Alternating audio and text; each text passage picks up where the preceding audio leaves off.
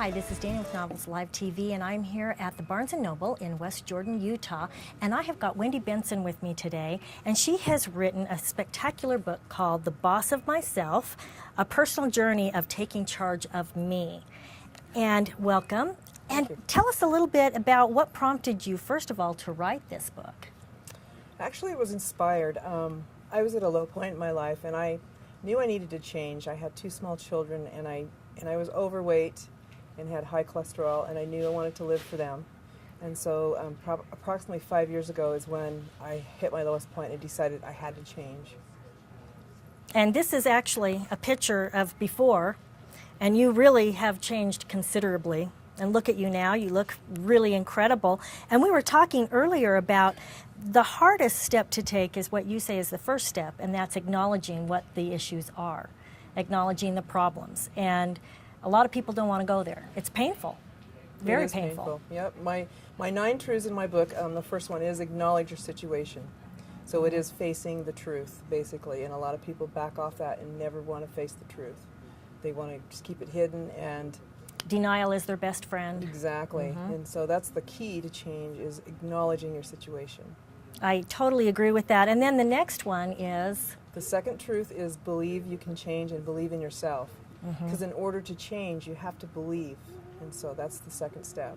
And that's also a tough one, too, because I have a lot of friends that recognize that they need to make the changes, but actually believing that they can change because they're 50 years old or whatever it is. You know, either they're too old or they're too stuck in their ways. I'll never be able to change. That's another huge step and another tough one. Huge step, yes. And some people are so overweight, or like you said, they think they're too old to change. It's never too late to change. You can always improve your life.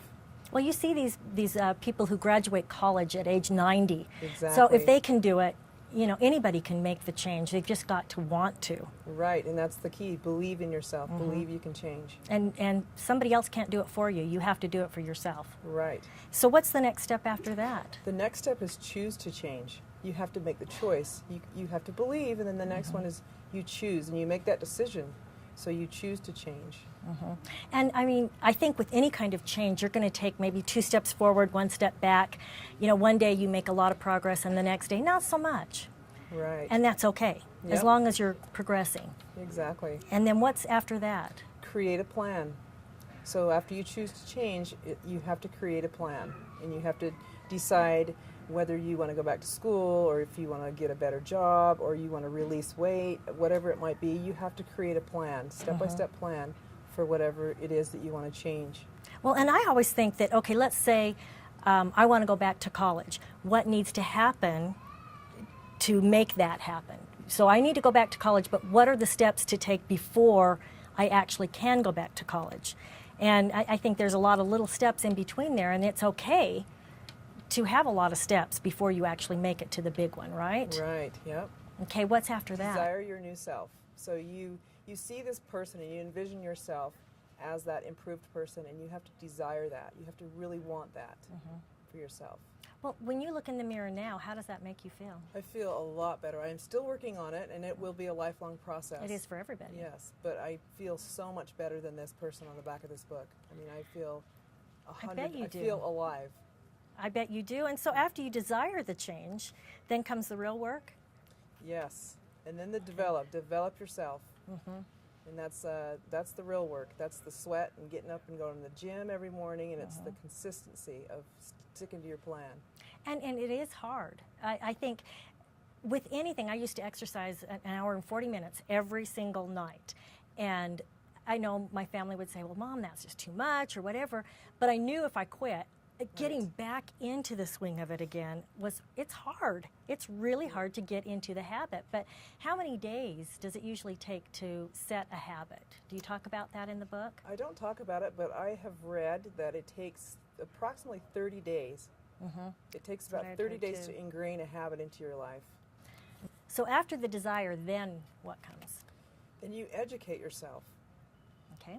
Actually, it's desire and develop, and then you educate yourself. Okay. So if you want to, for instance, what I did is I studied nutrition, and different kinds of exercise. So I educated myself on what I needed to do to change my body. And I also read self-improvement books and expanded my thinking by reading different high-power self-improvement books and business books as well. And I think that education is really important, because what exercise might work for somebody who's bulking up I was a dancer, and so I go after those kind of exercises because that's what works for me.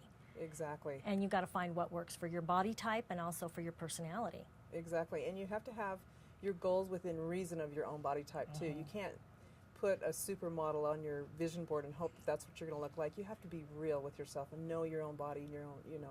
And know that they Photoshop. That's right. They do Photoshop. Yep. Big time. So the next step after education is? Energize yourself. Okay. So what I do to do that for myself is I change things up. I will change my routine, my workout routine. I'll change my iPod music, and I'll change up my books to different kinds of books. I'll read, different novels instead of self-improvement books. So it's important to energize yourself that way and have a change. Keep excited. Exactly. And I know I get into kind of a rut and stay, okay, I listen to this kind of music before I go to bed, and and I think that does energize you when you change it up, even if it's ever so slightly. It doesn't have to be a whole lot. Right. And then what is the very last step? Evaluate yourself. So now you're coming back around to the acknowledgement. So you evaluate what's going on right now. Say that you hit a plateau and you've kind of bottomed out. You've reached you're kind of plateaued and you're at a certain weight, or say that you're at a certain education level. You evaluate the situation, and then take it from there and improve or do whatever Re-acknowledge. changes. Yes, and then you goes back to the acknowledge again. So you acknowledge your situation and it starts all over again. And it is a lifelong process. It's not something that you can ever say, okay, I'm done. Right. I'm as perfect as I can get, because nobody is, and you can always improve on everything. And now we talked about our foundations too, how we both empower women and that sort of thing, and you're working. Tell us what you're doing with your foundation. Right now, it's WeMakeADifferenceNow.org, and we are working with West Jordan City. We have a 5K, 10K, and a 1 mile fun run. And right now we're working with a battered women's shelter. Which is what I do as well. Yeah. Is have in Las Vegas. So Wendy, thank you so much for coming. This sounds like an absolutely wonderful book, and we wish you all the best luck. Thank you.